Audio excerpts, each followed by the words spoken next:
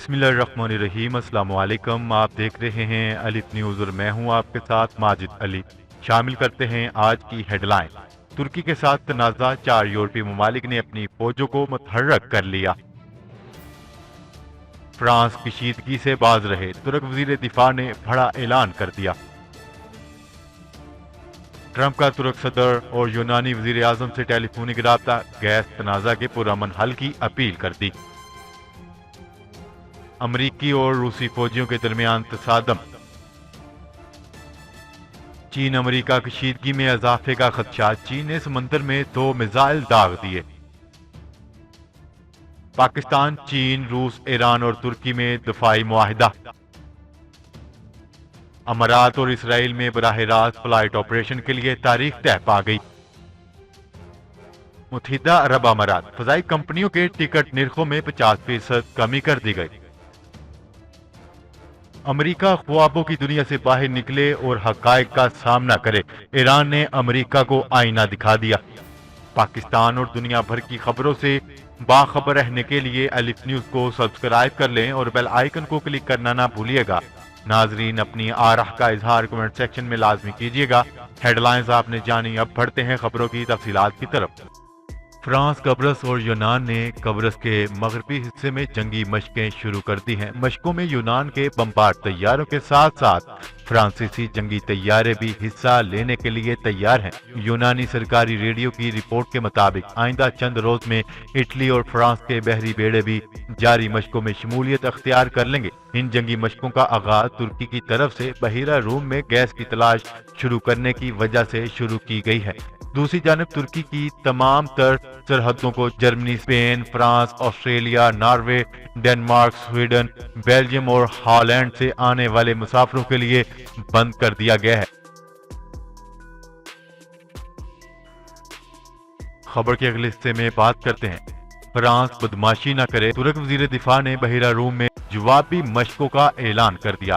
یونان کی جانب سے بحیرہ روم میں اتحادی ممالک کی جانب سے جنگی مشقوں کے بعد ترکی نے بھی خطے میں بحری مشقوں کے انعقاد کا اعلان کر دیا۔ تفصیلات کے مطابق یونان نے 1 روز قبل فرانس، اٹلی اور قبرص کے ساتھ مشرقی بحیرہ روم میں فوجی مشقوں کا آغاز کیا تھا، جس پر ترکی نے یونان کو خبردار کیا تھا کہ وہ ایسے اقدامات کرنے سے باز رہیں جو اس کی بربادی کا باعث بنے۔ فرانس یورپی یونین کے طاقتور کیمپ میں یونان کی حمایت کی قیادت کر رہا ہے۔ فرانسیسی بریگیڈ اور لڑاکا طیارے گزشتہ روز یونانی جنگی مشقوں میں شامل ہوئے، جبکہ اٹلی اور قبرص بھی ان مشقوں میں شامل ہیں۔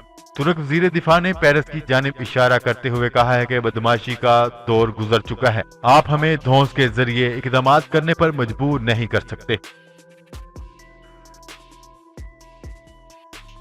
خبر کے اگلے حصے میں بات کرتے ہیں۔ ترک صدر رجب طیب ایردوان اور امریکی صدر ڈونلڈ ٹرمپ کا ٹیلی فون پر رابطہ ہوا ہے۔ ترک صدر نے مشرقی بحیرہ روم کا معاملہ مذاکرات سے حل کرنے کی یقین دہانی کروائی ہے۔ ترک صدر رجب طیب ایردوان کا کہنا ہے کہ ترکی کئی مرتبہ مذاکرات کی دعوت دے چکا ہے۔ وائٹ ہاؤس کے مطابق امریکی صدر ڈونلڈ ٹرمپ نے یونان کے وزیر اعظم کے ساتھ ٹیلی فون پر گفتگو کے دوران بھی تنازع پرامن طریقے سے حل کرنے کی ضرورت پر زور دیا ہے۔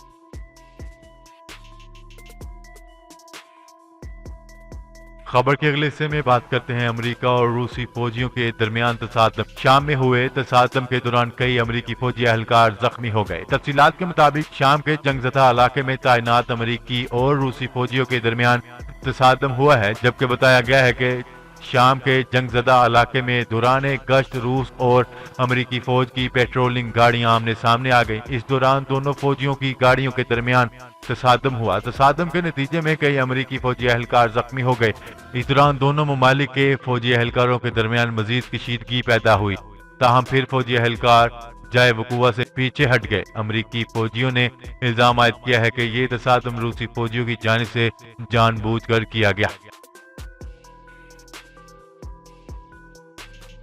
خبر کے اگلے حصے میں بات کرتے ہیں۔ چین نے جنوبی بحیرہ چین میں درمیانے فاصلے تک مار کرنے والے 2 میزائل داغے۔ چینی میڈیا کے مطابق دونوں راکٹ اس سمندری حصے میں گرے جو جنگی مشقوں کے لیے مختص ہے۔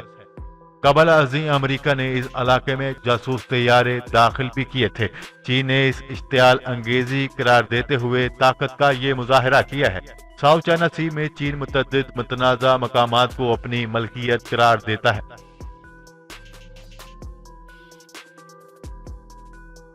خبر کے اگلے حصے میں بات کرتے ہیں چین نے پاکستان کے ساتھ انٹیلیجنس شیئرنگ کا معاہدہ کیا ہے۔ چین ہائیڈو سسٹم پاکستان کے حوالے کر رہا ہے جو امریکی جی پی ایس سسٹم کا متبادل ہے اور امریکی سسٹم سے کہیں زیادہ بہتر سیٹلائٹ سسٹم ہے۔ پاکستان کی کمپنی اسپارکو چین کے ساتھ مل کر ہائیڈو نیٹ ورک قائم کرے گی۔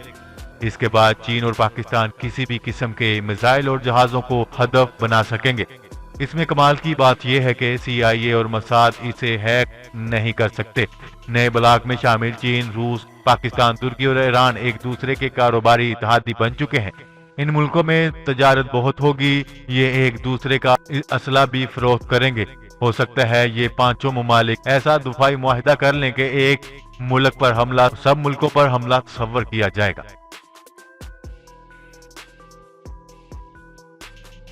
خبر کے اگلے حصے میں بات کرتے ہیں خلیجی ریاست متحدہ عرب امارات اور صہیونی ریاست کے درمیان براہ راست فضائی سروس کے لیے آئندہ سوموار 31 اگست 2020 کی تاریخ مقرر کی گئی ہے۔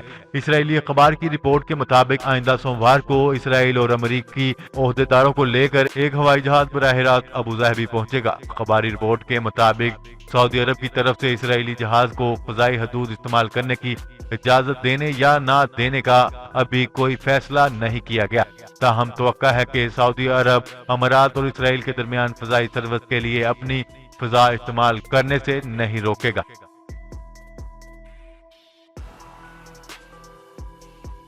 خبر کے اگلے حصے میں بات کرتے ہیں متحدہ عرب امارات کی فضائی کمپنیوں کی امارات واپسی کے ٹکٹوں کے نرخوں میں 50% تک کمی کر دی گئی ہے۔ اماراتی فضائی کمپنیوں کے عہدیداران نے ٹکٹوں کے نرخوں میں کمی کی وجہ بتاتے ہوئے کہا ہے کہ دراصل موسم گرما کی تعطیلات ختم ہونے جا رہی ہیں اور آئندہ ہفتے سے نیا تعلیمی سال شروع ہو رہا ہے۔ اس تناظر میں سفر کرنے والوں کی تعداد بہت کم ہو گئی ہے، جبکہ بیشتر طلبہ اور ان کے سرپرست اور اساتذہ امارات پہلے ہی پہنچ چکے ہیں۔ خبر کے اگلے اور آخری حصے میں بات کرتے ہیں ایران نے کہا ہے کہ امریکہ حقیقت کا ادراک کرتے ہوئے خوابوں کی دنیا سے باہر نکلے۔ سلامتی کونسل کے ذریعے پابندیوں کی دوبارہ بحالی محض امریکہ کی خام خیالی ہے۔ امریکہ معاہدوں سے اخراج کے بعد قانونی حیثیت کھو چکا ہے۔ بین الاقوامی خبر ساں ادارے کے مطابق ایران کی وزارت خارجہ کے ترجمان نے واضح کیا ہے کہ امریکہ ایران کے خلاف سلامتی کونسل کی پابندیوں کو دوبارہ بحال کروانے کے درپے ہے، تو یہ صرف امریکہ کی خام خیالی ہے۔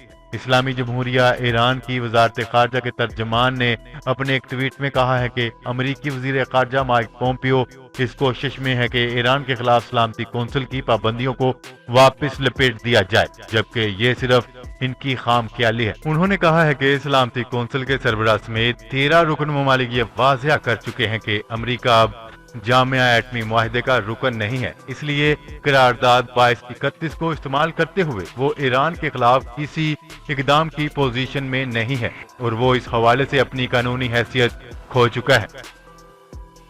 جی تو ناظرین، آج کے لیے اتنا ہی۔ مزید خبریں لے کر وہ بہت جلد آپ کی خدمت میں حاضر ہوں گے۔ تب تک کے لیے اپنا خیال رکھیے گا۔ اللہ نگہبان۔ پاکستان زندہ باد، پاکستان آرمی پائندہ باد۔